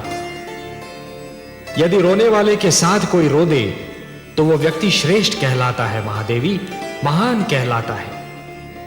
दूसरों के दुख को अपना दुख तो केवल वही व्यक्ति समझ सकता है जिसका हृदय दर्पण की भांति स्वच्छ हो। पर ये कहने की आवश्यकता थी कि ये उसकी अंतिम इच्छा है और इसके उपरांत वो आपसे कभी कुछ नहीं मांगेगा? महादेवी, ये कहकर उसने स्वार्थी दैत्य गुरु शुक्राचार्य के सामने ये सिद्ध कर दिया है कि वो स्वयं कितना निस्वार्थी है, कभी अपने लिए कुछ नहीं मांगता, यदि हाथ पसारता भी है तो दूसरों के लिए। संभवतः आपका पुत्र भी ये समझता है कि मेरे भक्त मेरे वश में हैं, किंतु सत्य तो यह है महादेवी कि स्वयं मैं अपने भक्तों के वश में हूं। अपने प्रेम से, अपने विश्वास से, अपनी भक्ति से और अपनी श्रद्धा से मेरे सारे भक्त बार बार मुझे उनकी सहायता करने के लिए विवश करते रहे हैं और करते रहेंगे। और मुझे अपनी इस विवशता पर कितनी प्रसन्नता होती है, इसका मैं क्या वर्णन करूं महादेवी, इसका मैं क्या वर्णन करूं। मैं आपके इस पुत्र की प्रार्थना और मेरे इस भक्त की प्रार्थना को कैसे टाल सकता हूं महादेवी।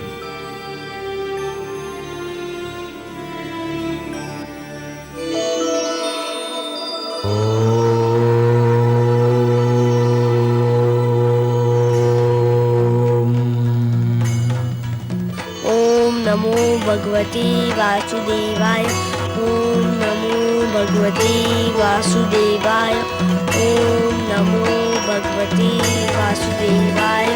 ओम नमो भगवते वासु ओम नमो भगवते वासुदेवाय। ओम नमो भगवते वासुदेवाय। ओम नमो भगवते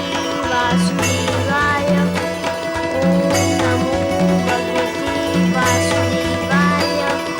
ओम नमो भगवते वासुदेवाय।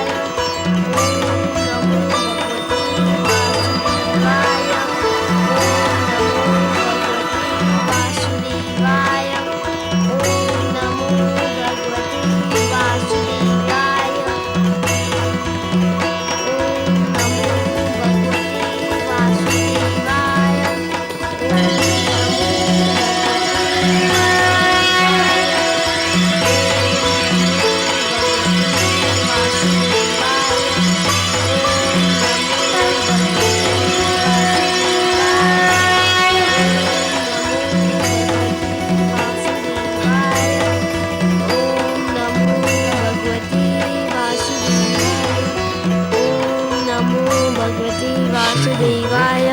जीवित हो गए। ओम नमो भगवते वासुदेवाय। शरण। ओम नमो अमर्क। भगवते वासुदेवाय। ओम नमो भगवते शिष्य प्रहलाद। वासुदेवाय। राजकुमार, हे विष्णु, आपको कोटि कोटि धन्यवाद। शरण, अमर्क, सुना नहीं तुमने? मैंने तुम्हें बुलाया। इधर आओ, ये मेरा आदेश है। आपके आदेश का पालन हमारे उस जीवन का धर्म था जिसका कारण आप थे।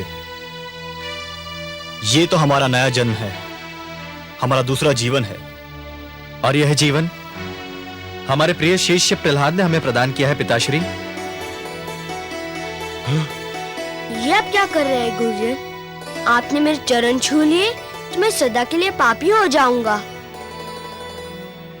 हम तुम्हारा मार्गदर्शन चाहते हैं शिष्य, तुम्हारे पीछे चलना चाहते हैं शिष्य प्रहलाद।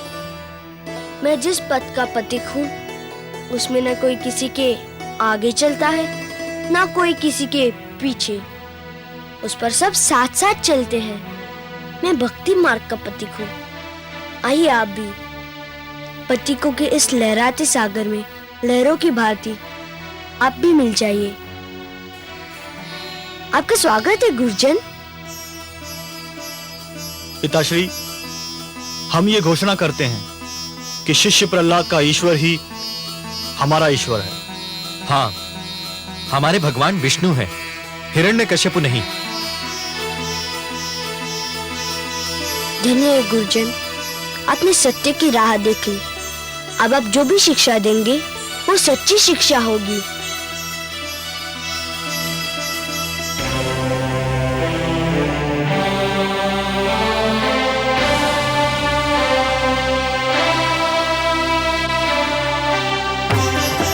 सावधान, कामरूप नरेश महाराज विप्रचित्ति और राजकुमार आह्लाद पधार रहे हैं।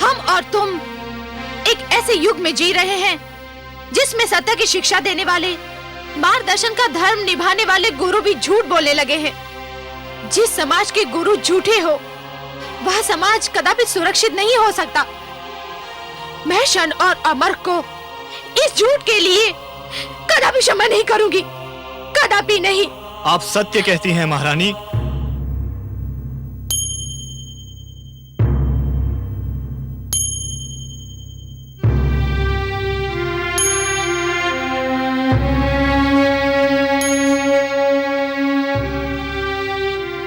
आप सत्य कहती हैं महारानी, हम क्षमा योग्य नहीं हैं। परंतु हमने आपसे झूठ बोलकर केवल अपने पिताश्री दैत्य गुरु शुक्राचार्य के आदेश का पालन किया था। नहीं! अर्थात अब मेरा पुत्र प्रहलाद इस संसार में नहीं है? नहीं माते, मैं इसी संसार में हूँ।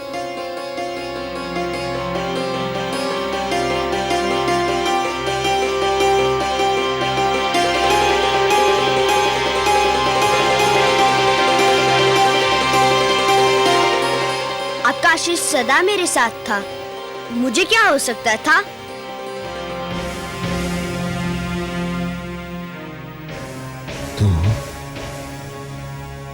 तू अभी भी जीवित है? हाँ पिताश्री, भगवान विष्णु की कृपा से मैं बच गया।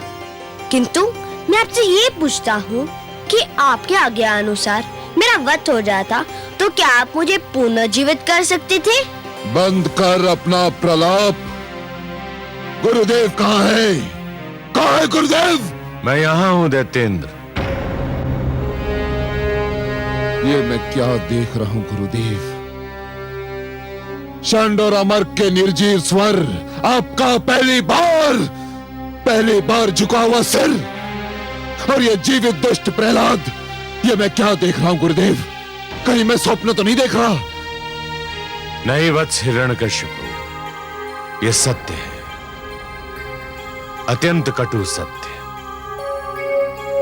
मैंने कृत्या क्रिया द्वारा प्रहलाद का अंत करना चाहा था, परंतु राक्षसी कृत्या ने उल्टे मेरे दोनों पुत्रों षंड और अमर को मार डाला। किंतु ये दोनों तो जीवित हैं गुरुदेव, ये दोनों तो जीवित हैं। यही तो खेद और लज्जा का विषय है। मेरे दोनों पुत्रों का जीवन तुम्हारे विरोधी पुत्र प्रहलाद की दया का दान है। मेरी शक्ति तुम्हारे पुत्र की शक्ति के समक्ष हार गई। मैंने आज तक कभी हार नहीं मानी, किंतु आज मैं अपनी हार स्वीकार करता हूं। नहीं गुरुदेव, नहीं।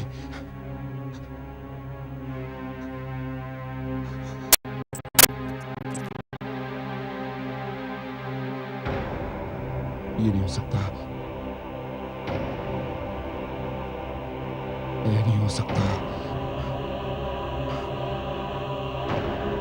मैं ऐसा नहीं होने दूंगा, ऐसा कदापि नहीं होने दूंगा। तेरे विष्णु ने मेरे भाई को छीना, मेरी बहन को छीना, और अब मेरे गुरुदेव को छीन लिया तेरे विष्णु ने।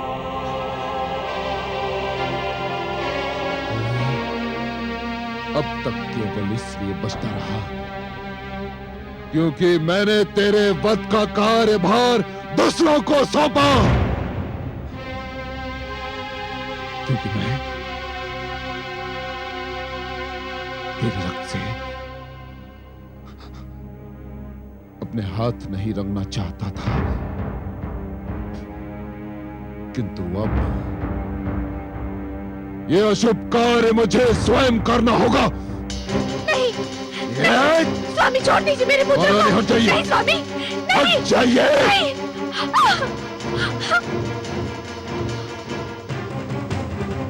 अब कोई नहीं आ सकता तेरे मेरे बीच। अब ये संसार देखेगा ये एक पिता अपने पुत्र का वध कैसे करता है।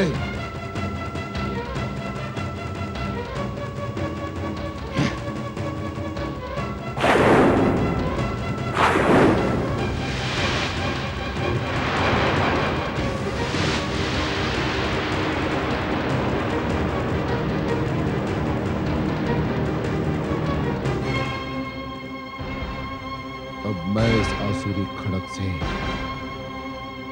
तेरा शीश उतारूंगा। सारे संसार में घुमा जाएगा तेरा शीश, ताकि संसार में जो भी विष्णु भक्त बचा है तेरा कटा हुआ शीश देखकर विष्णु का नाम भूल जाएगा। मैं यहां बैठे सबको चेतावनी देता हूं कि कोई मेरे और इस दुष्ट के बीच आने का साहस न करे। हे आदरणीय पिताश्री, मेरे और आपके बीच तो कोई बहुत पहले से आरंभी से उपस्थित है। कौन है वो? मेरे श्री विष्णु भगवान। नहीं प्रहलाद, कहाँ है वो? मुझे क्यों नहीं दिखाई देता? आप अपने मन से झूठा अहंकार हटा दीजिए, वे आपको भी दिखाई दे जाएंगे। झूठ बोलता है तू, झूठ बोलता है। तेरे विष्णु में इतना साहस नहीं कि वो मेरे भगवान हिरण्यकशिपु के समीप आ सके। समीप नहीं पिताश्री, वे तो आपके भीतर भी है, बस आप देखने का प्रयत्न नहीं करते। तू रोक ले अपनी जीभ, रोक ले, अन्यथा सबसे पहले मैं तेरी जीभ काट कर फेंक दूंगा, जिस पर तू बार बार मेरे भ्राताश्री और बहन के हत्यारे का नाम ले रहा है। आप जीभ काट देंगे तो मैं मन ही मन उनका नाम लूंगा। मेरे विष्णु के लिए स्मरण ही पर्याप्त है। वे हर मन में है, कण कण में है। अच्छा, तो तेरा विष्णु तेरे मन में है, हर कण में है।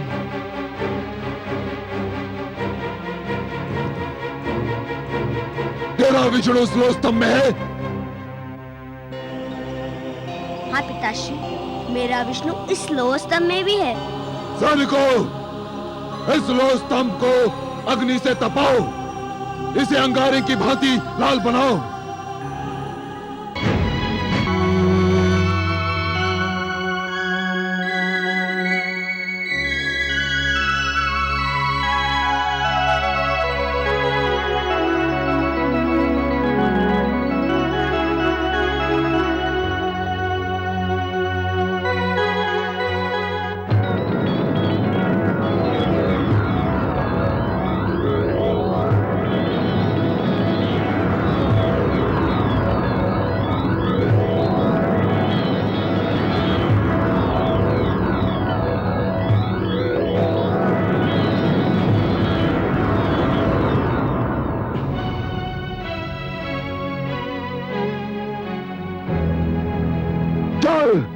नहीं स्वामी, मत ले जाइए मेरे लाल को, छोड़ दीजिए उसे, क्षमा कर दीजिए, मत ले जाइए उसे, क्षमा कर दीजिए स्वामी, मत ले जाइए, मत ले जाइए, मत ले जाइए।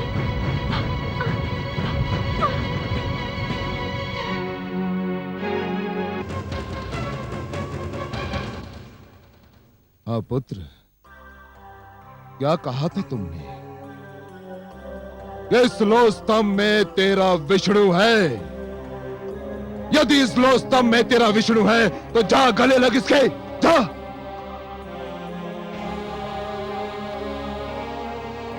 आगे बढ़ दुष्ट, अपने विष्णु का आलिंगन कर, जा। जो आज्ञा पिताश्री, आपका आशीर्वाद चाहिए। ओम नमो भगवते वासुदेवाय। ओम नमो, ओम नमो।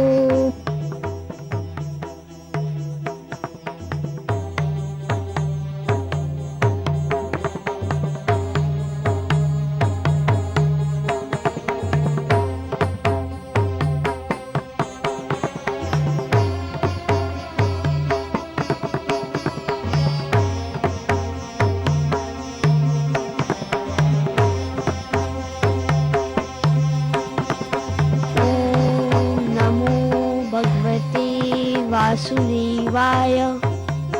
ओम नमो भगवते वासुदेवाय। ओम नमो भगवते वासुदेवाय। ओम नमो भगवते वासुदेवाय।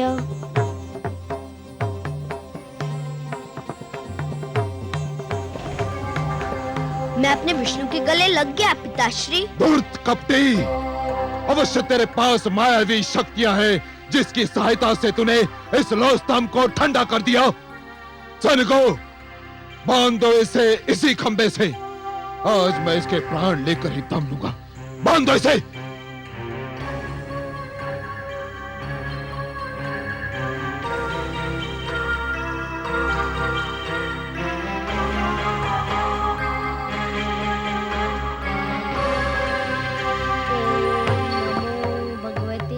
वासुदेवाय। ओम नमो भगवते वासुदेवाय। ओम नमो भगवते वासुदेवाय। ओम नमो भगवते वासुदेवाय।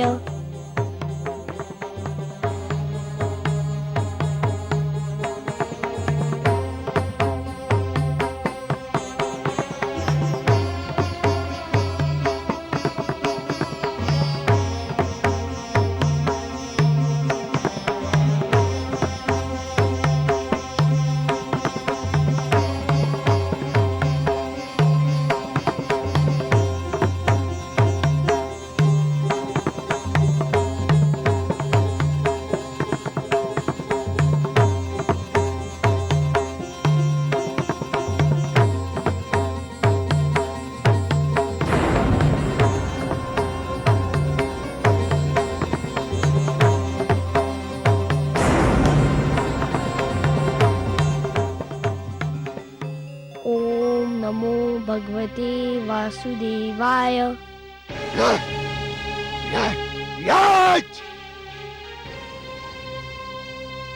अब तुझे कोई नहीं बचा सकता, तेरा विष्णु भी नहीं। हाँ,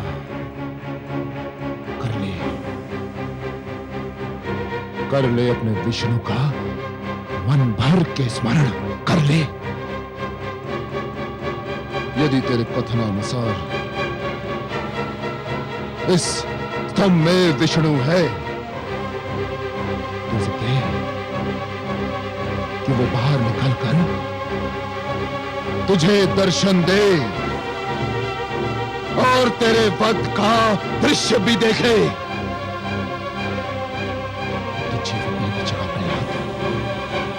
अब तू जीवित नहीं बचेगा।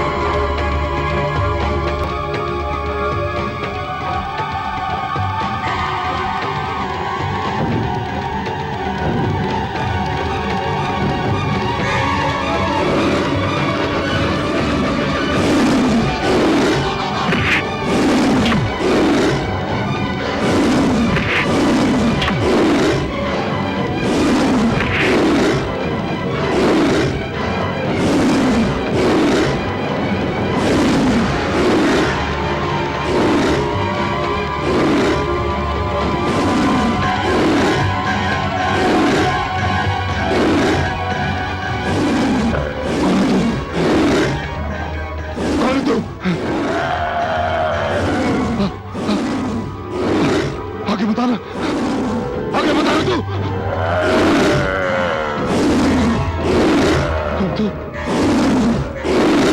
कौन है तू? आगे बताना, आगे बता रहा तू।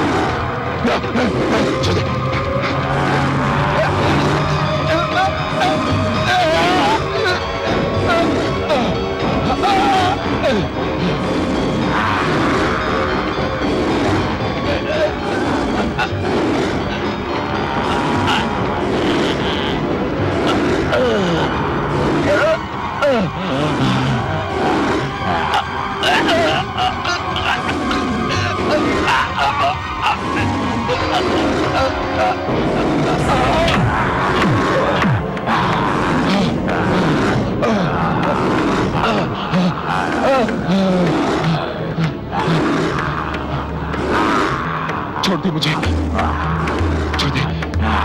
कौन है तू? मैं तेरी मृत्यु हूं धूर्त, तेरा काल। नहीं, ये नहीं हो सकता। मैं नहीं मर सकता। मैं भगवान हिरण्यकशिपु हूं। मैं नहीं मर सकता। क्यों नहीं मर सकता दुष्ट? क्या तूने किसी माता के गर्भ से जन्म नहीं लिया है? ब्रह्मा जी ने मुझे वरदान दिया है।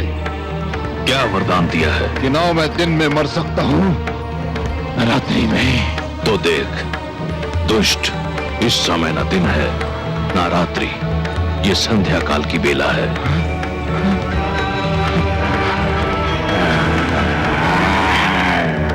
ना मैं घर के भीतर मर सकता हूं, ना घर के बाहर। तू न घर के भीतर है न घर के बाहर, तू इस समय चौखट पर है।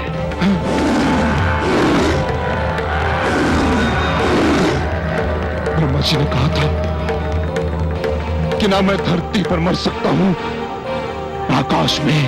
ब्रह्मा ने सत्य कहा था। देख, तू इस समय ना धरती पर है ना आकाश में। तू धरती और आकाश के मध्य मेरी गोद में है। और क्या कहा था भाग्य विधाता ने? उन्होंने कहा था कि ना मुझे पशु मान सकता है न मानव। मुझे ना कोई पशु मानेगा ना मानव। मैं आधा नर और आधा सिंह। मेरा नाम नरसिंह है। और क्या कहा था? उन्होंने कहा था कि मेरी मृत्यु अशस्त्र संभव है, न अस्त्र से। मेरे हाथों में ना कोई अस्त्र है ना शस्त्र। मैं अपने नखों से तेरा उदर चीर कर तेरा वध करने जा रहा हूं। अरे बचाओ, अरे बचाओ, कोई। तेरा अंत निकट आ चुका है मूर्ख। तू बच जाता तो एक ऐसी परंपरा का जन्म होता जो समस्त सृष्टि के लिए अनर्थकारी सिद्ध होती। पिता जन्मदाता है, यदि वही अपने पुत्र का वध करने लग जाए तो सृष्टि का क्या होगा? बचाओ।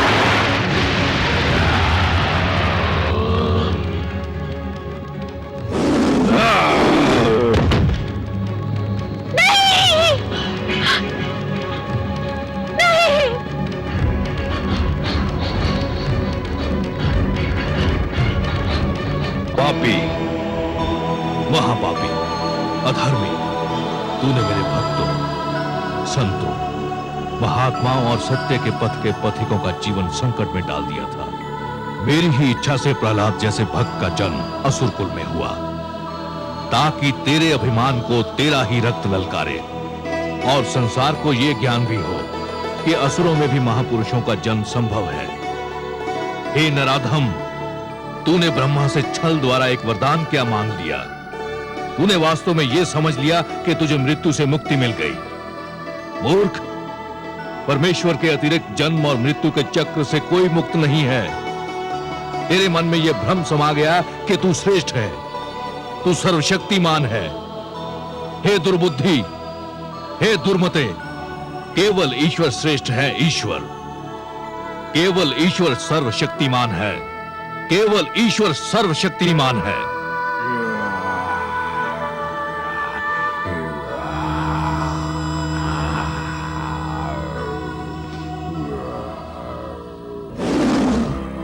शांत हो जाइए हे विश्वेश्वर, शांत हो जाइए। नहीं, आज संसार को यह ज्ञात हो जाना चाहिए कि परमेश्वर की शक्ति को ललकारने वालों का क्या परिणाम होता है।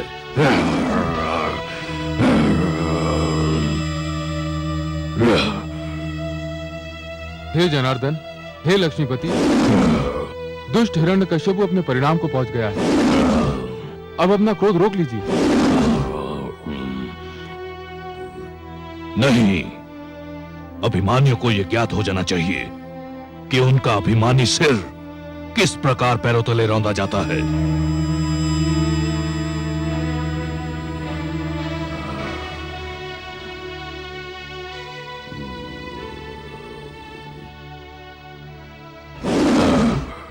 हे वासुदेव, आपने न्याय कर दिया है। हिरण्यकश्यपु के शरीर के साथ उसका अभिमान भी ठंडा पड़ चुका है। अब अपने प्रकोप को समेट लीजिए, नहीं तो समस्त सृष्टि उसकी चपेट में आ जाएगी। इस पापी ने स्वयं को ईश्वर कहा था, स्वयं को सर्वशक्तिमान कहा था, मेरे भक्तों को कष्ट दिया था। देख ले, आज समस्त संसार देख ले कि स्वयं को ईश्वर कहने वाले, स्वयं को सर्वशक्तिमान मानने वाले किस प्रकार धूल में मिला दिए जाते हैं।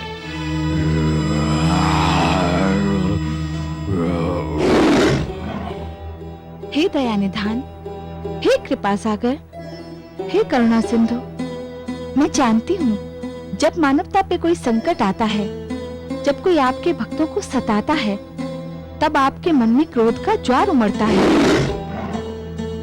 परंतु हे सर्वेश्वर, आपके भक्तों के शत्रु को आपने अपने हाथों से मारा है। अब तो आप शांत हो जाइए। कैसे शांत हो जाऊं? अधर्म को कैसे सहन कर लूं? अधर्म मेरे समक्ष मृत पड़ा है और अधर्म को तो मैं मृतक रूप में भी नहीं दे सकता।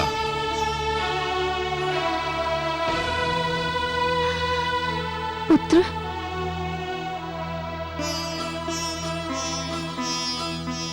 पुत्र, इनके क्रोध का कारण है तुम्हारा कष्ट। केवल तुम ही इनके क्रोध को शांत करा सकते हो। यदि इनका क्रोध शांत नहीं हुआ तो प्रलय आ जाएगी, सारी सृष्टि संकट में पड़ जाएगी। आओ पुत्र। ओम नमो भगवते वासुदेवाय।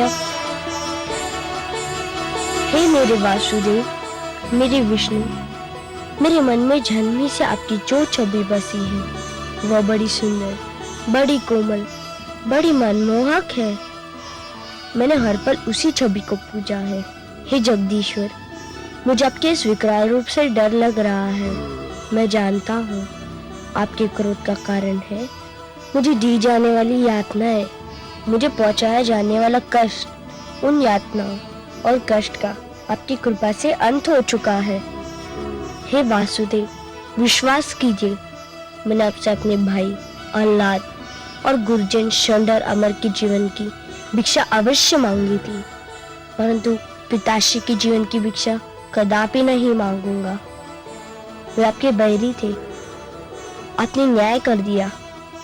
अब आप शांत हो जाइए और मुझे अपना वह मधुर रूप दिखा दीजिए जो मेरे मन में बसा हुआ है। हे वासुदेव, मेरी विनती सुन लीजिए, मेरी प्रार्थना स्वीकार कर लीजिए।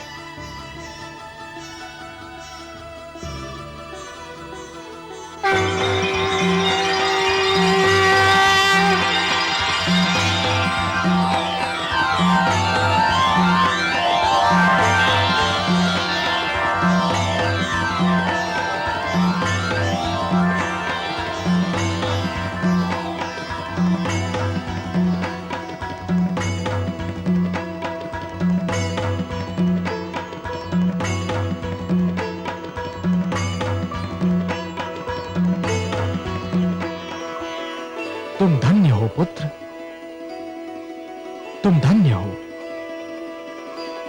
तुमने असुरों के बीच भक्ति की सुगंध फैलाई। तुमने दानवता के अंधकार में सत्य का दीप जलाया। तुमने असभ्यता की इस कीचड़ में सभ्यता का कमल खिलाया। तुमने इतनी छोटी आयु में मेरी राह में इतने सारे कष्ट सहे, परंतु अपने धैर्य का साथ नहीं छोड़ा। तुमने सबको यह दिखा दिया कि एक गुरु कैसा हो, शिष्य कैसा हो, शिक्षा कैसी हो। मैं तुमसे अत्यंत प्रसन्न हूं पुत्र प्रहलाद, अत्यंत प्रसन्न हूं। तुम मेरे परम भक्तों में गिने जाओगे। जब तक ये समस्त संसार रहेगा, कोई भी तुम्हारा नाम कदापि नहीं भूल पाएगा।